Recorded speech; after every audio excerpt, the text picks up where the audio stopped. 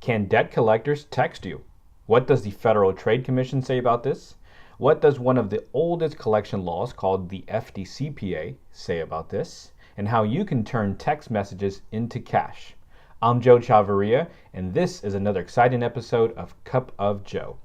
So before we begin, I want to just remind everybody to be sure to like, subscribe, and share this information. Also, if you feel that you are being harassed or maybe there's a debt collector that is breaking the law, comment below. I'd love to comment yes if you believe that they are. Comment maybe if you're not sure, or comment no if everything's good on your side. Again, just love to just kind of engage with my audience, kind of see what the needs are. So my content would be always tailored to what the my audience really needs to know. So just comment below yes if you are being harassed, maybe if you're not sure, or no if you know for a fact there's a debt collector that's not breaking any laws. Love to kind of see what's going on.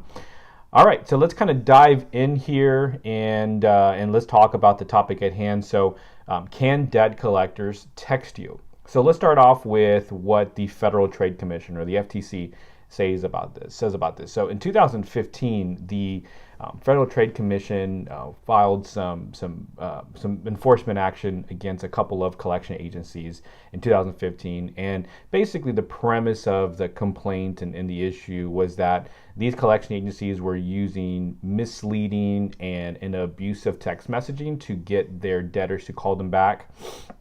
So they were not identifying themselves as debt collectors. They would send text messages out like, such and such owe us money, or you have a fine, call this number. Some of them were even like identifying themselves as law enforcement, or some kind of lawyer. They were kind of pretending to be someone that they're not. That's a major no-no in also in the Fair Debt Collection Practices Act space. So they were using misleading text messages to get debtors to pay them back. Basically made the debtors frantic, made them very stressful, because it's like their anxieties went up because they get these text messages in and like, what the heck is it about? And they have to call to find out what it is. And so any form of contact from on an outbound perspective, the debt collector has to identify themselves as a collection agency, or this is an attempt to collect the debt. So they can't use any kind of misleading or abusive text messaging that does not identify them as who they really are. That was the FTC's stance, and they actually were able to file enforcement action against these collection agencies. So that is where the FTC stands. Is they're okay with text messaging, but you have the debt collector has to identify themselves as who they are and what is the nature of their contact. So the FDCPA, which stands for the Fair Debt Collection Practices Act, which is one of the oldest laws in the book for collection agencies. It actually originated in the 1970s. And this is right around the time where text messaging didn't really exist. It wasn't as popular. So the good thing about the FDCPA is, even though it doesn't address specifically text messaging, it did kind of blanket form of contact, like by just calling it contact, not saying phone calls or anything like that, just said cannot contact at certain times and things like that.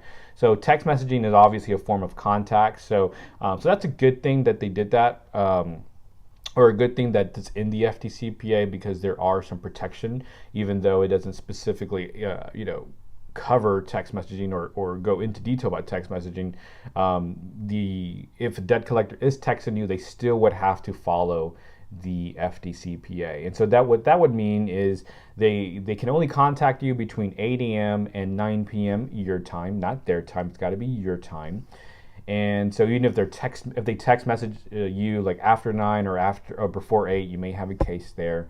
Again, they have to identify themselves as who they are, what are they calling about, or what are they texting about. This would even apply to email as well. If they're emailing you too, they still have to identify themselves as debt collectors and what they're calling about.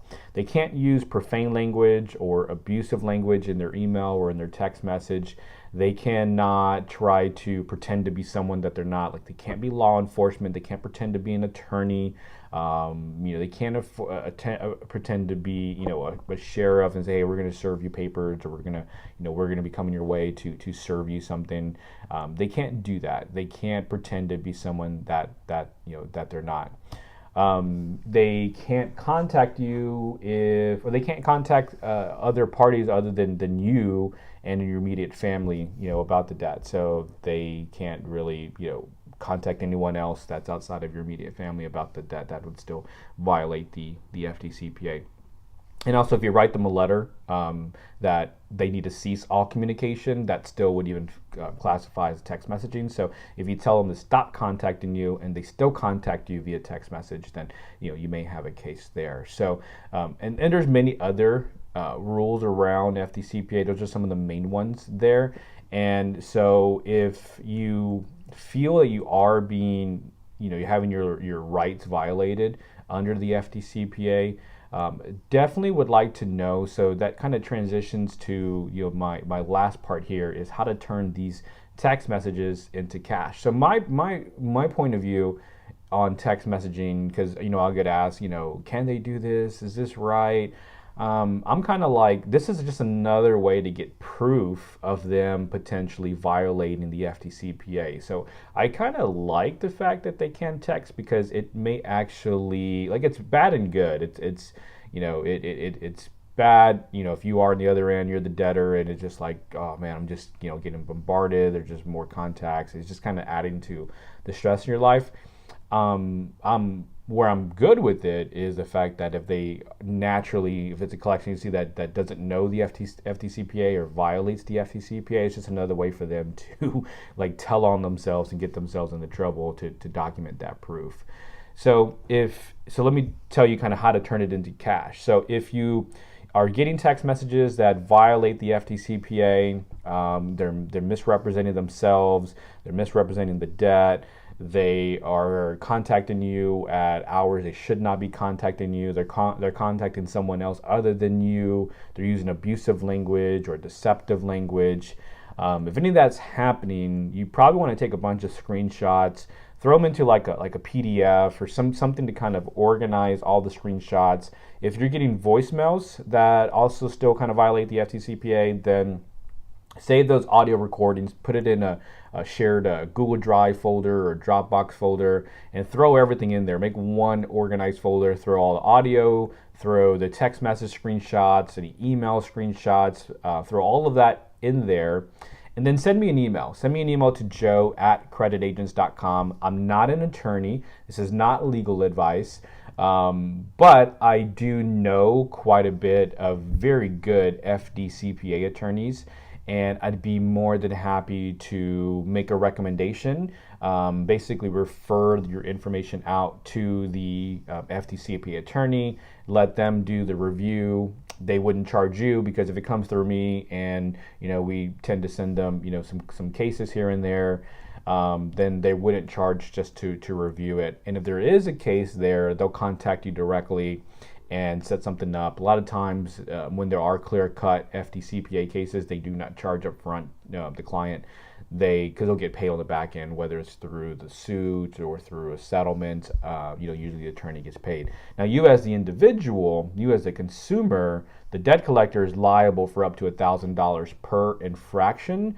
So that money actually goes to you. So depending on how many infractions there are, you are the debtor. You're the consumer in this situation. You're the one that was harmed from this deceptive practices and this misleading practices. So you are the one that is entitled to receive the monies from the violations. And so again, debt collectors are liable for up to $1,000 per infraction. So if you are getting text messages and emails and you feel like they are violating the FDCPA, save all that information, document it, put it into one shared folder, and email it to me, joe@creditagents.com, so I can get one of the attorneys that we know to take a closer look and see if we can help you with that.